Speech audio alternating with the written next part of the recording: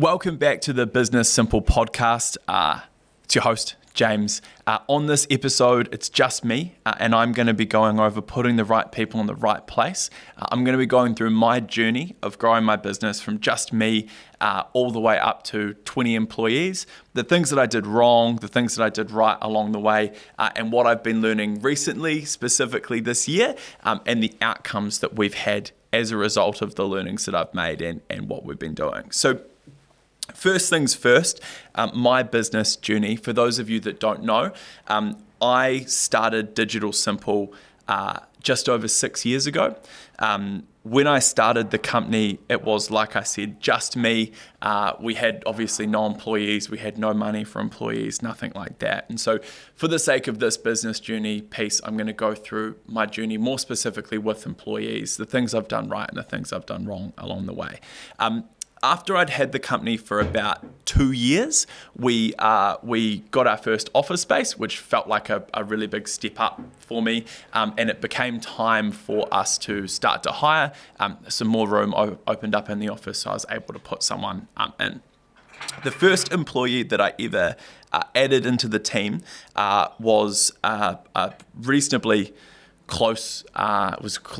It was in my circle. It was a friend of mine's partner. And so that is probably, as far as first employees go, not something that I would recommend that you do.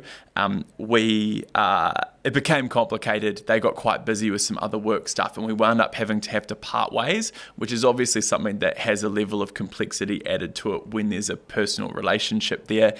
Off the back of that, I wound up going to market and hiring properly. I had a little bit more money to start, taking on proper staff and things like that by that point. So I used that and just went out and tried to get some really good people in place. My initial attitude towards hiring employees was my focus was to replace the things that I was not good at.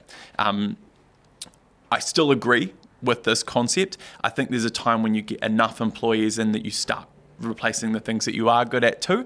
But initially I was like, I'm not a very capable designer, for example. So I hired a graphic designer. I was a little bit time poor, so I hired someone who was really hungry and had a lot of energy to help lessen some of the workload. And through just sort of aiming at my weak points and hiring for people just out of need, I was able to grow the team to about 5 people, all directly reporting to me. This was the point where if I were to go back, I would have probably stopped hiring people that just directly reported to me. I'm sure, as you can tell by the way that I prefaced that, that's not what I did. From there, we went through a little bit of a rapid expansion, and I'm obviously at this time not very experienced when it comes to growing a business super quickly or understanding what was going on. We opened up an Auckland office. We increased the size of our Christchurch team a lot.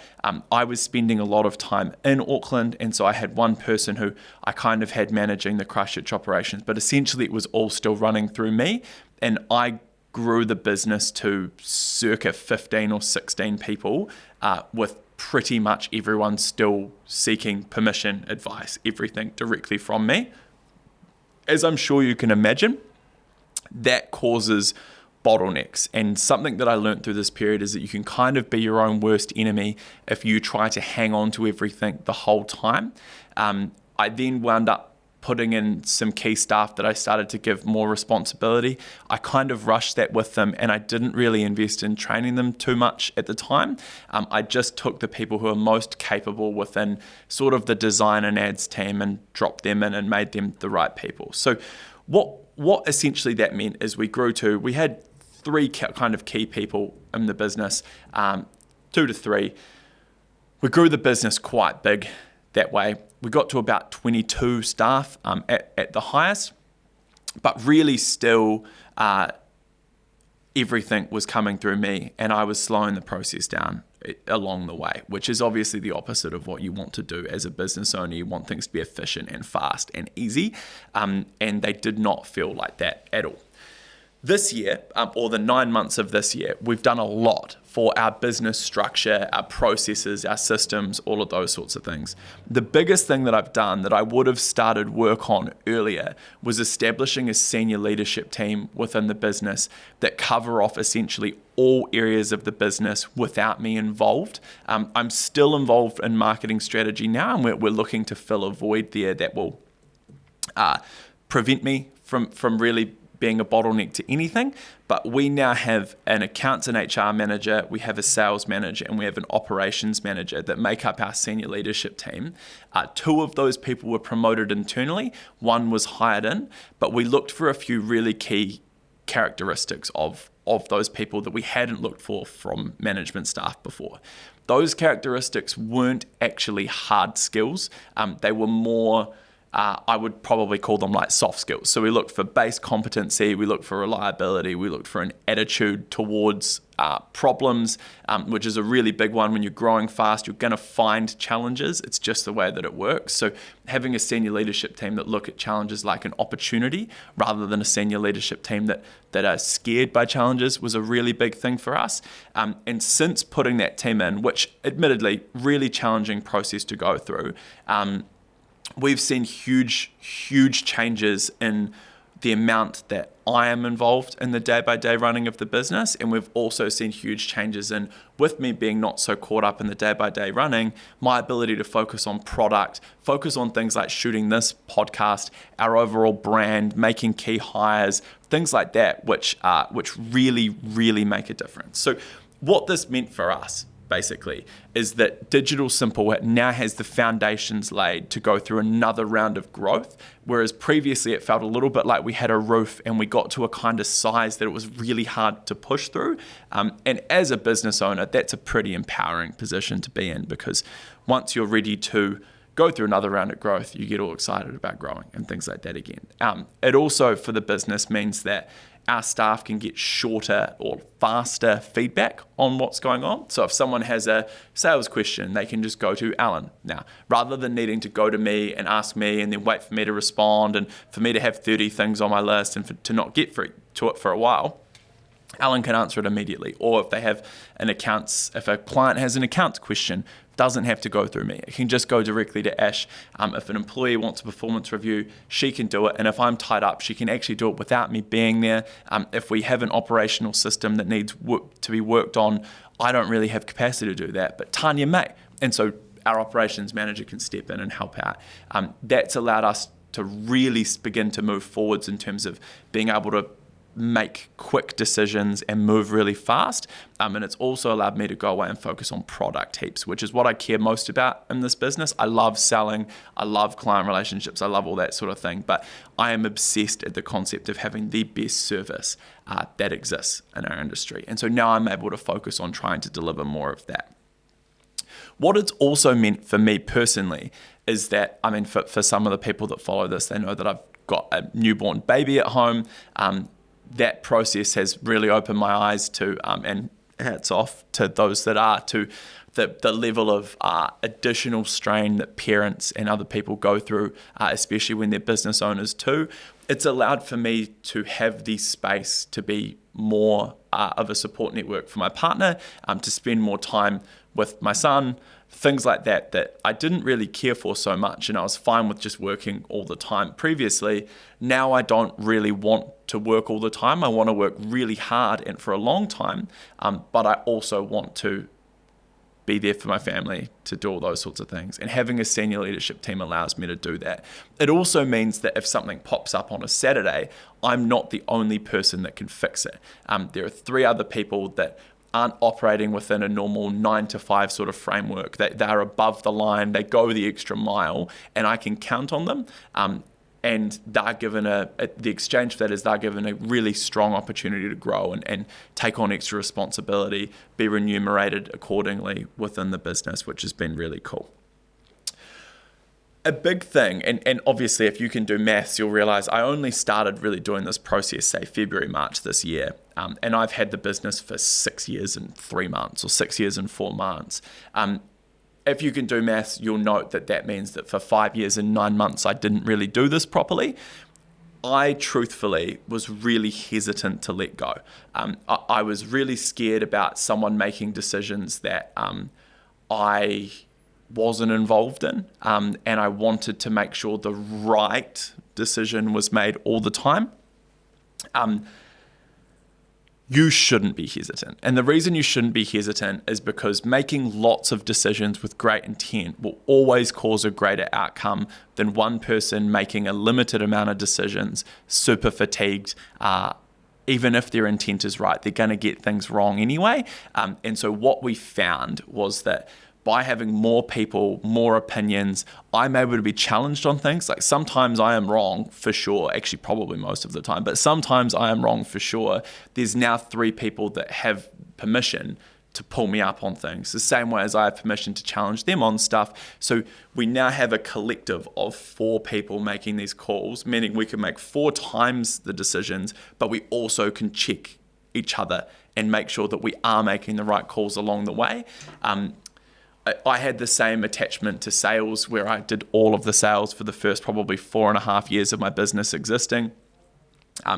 We've never sold more than since we got BDMs in. Truth is, running a business, sending proposals, doing outbound calls, doing new business meetings, all that kind of stuff together, something's going to have to give.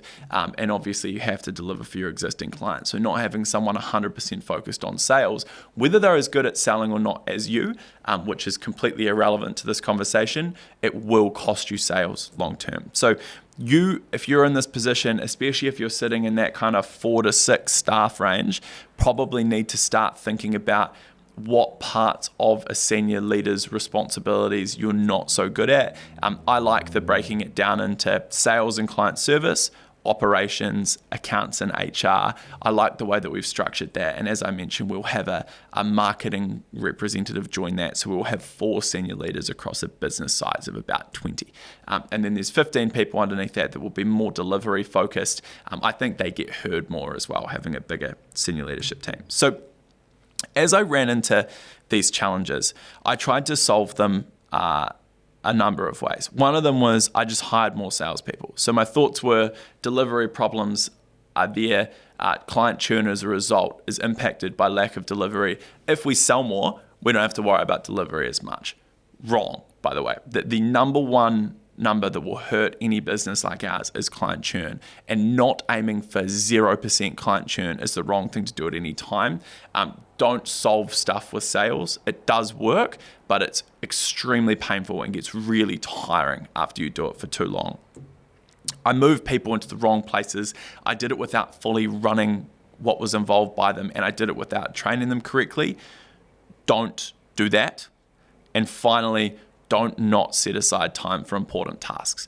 What is truly important in the things that you're doing, whether you're ready to start establishing a senior leadership team or not, are often the tasks that aren't urgent, right? But those non-urgent critical tasks stack up, and if you don't get through them, you will get hurt.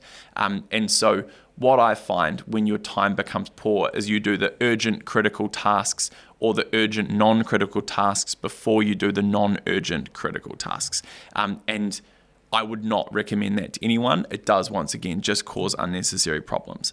The true solution to if you've got a bit of a personnel, like if you're a roadblock and you're those sorts of things, is find the right people, do it based off those like more soft skills that I mentioned before: communication, competency, enthusiasm, optimism. Look for stuff like that in people. If you have people like that in your team, those are the people that you want, not necessarily the most experienced or most practically skilled person. Invest in them. Give them a pay rise, give them a new job title, give them a run at it for 6 months. Work with them throughout that 6 months. And by that, I mean meeting with them probably minimum once a week. You can maybe get away with doing it in a group if there's a couple of them doing it together, but make sure that you're having constant communication with them. Have a really strong open door policy where if they're ever stuck, they know that they can come to you for information as well. This is a really important thing. Allow them to make mistakes along the way. If you're going to do things my style, which is drop people in, let them figure things out, there will inevitably be mistakes that will be caused along the way. Allow that to happen. Some of them are going to cost a little bit of money. Some of them are going to hurt a little bit. I promise the upside is bigger than the downside here. And if you have the right people in there, when they make those mistakes, they will not feel very good about it, and they will remember it, and they won't make those mistakes twice. So give them room for that. That's really important. What does this mean for you? It depends on where you're at right now. But I think the big takeaways here are that do not grow too big trying to do everything. I've seen other businesses do it. I've obviously experienced it myself. It is really clear when you do not have the right people in the right place. Like, you just meet those business owners and they just look tired. And they're not tired from not sleeping, and they're not tired from training too much, and they're not tired from anything like that. They're tired from being beaten up by what they're doing. It is hard to do this stuff on your own. It's actually hard to do it in a group. So if you are on your own, make sure that you consider that and you start to roll these people in place. Depending on what stage you're at and where your team is at the moment, we'll decide what your next moves are. But my thoughts would be, if you're sub 5 people, start eyeing up who's in that. Actually, if you're no staff, hire some people, offset some of your weaknesses. It will make a really big difference. If you're sub 5 people, start looking for who those people coming through are. Maybe start having those initial conversations with them. If you're 5 to 10, you really need to start getting something in place. I like the idea of an operations manager role early. I didn't do that until right at the end, and I would do that sooner if I was to go again. Same with accounts and HR. Start having regular performance reviews with your staff, etc. It will make a big difference to how they find work and that sort of thing too. If you're 10 plus, you maybe have something in place already. Just review if it's the right people in the right spots. If it's not, have a chat to them about whether they want to develop into being that person. Talk about the skills that you feel like are a little bit lacking. Give them a plan for growth regardless as to what route they go down, and then bring in any resource you need to. And then I suppose if you're bigger than probably 30 people, which is where that advice would take you up to, you could probably give me some advice on senior leadership teams and stuff like that. So I'll wait till I get into your range before I start dishing out advice. But that's my thoughts. Hopefully that gives everyone an insight into what I see and how I feel about this stuff. I know there are a bunch of people that follow me and that ideally will be listening to this that haven't got staff at the moment or have 1 to 2 people. Your mission is just grow revenue and grow team. That's probably the biggest takeaway for you. So anyway, nice, short, snappy, one-to-one podcast. Hopefully it has a little bit of value in it. We're going to be doing a few of these along the way, just keeping up to date with what I'm learning in real time. I'll be sharing practical lessons and all that sort of stuff that are happening. As always, thank you for listening. 2 episodes a week moving forward, so there will be lots more content to come, and we have some really exciting guests lined up that will be coming on in the future. So stay tuned, subscribe, all of that sort of jazz. Follow us on Instagram, and we will talk to you soon. Thank you for listening. See you later.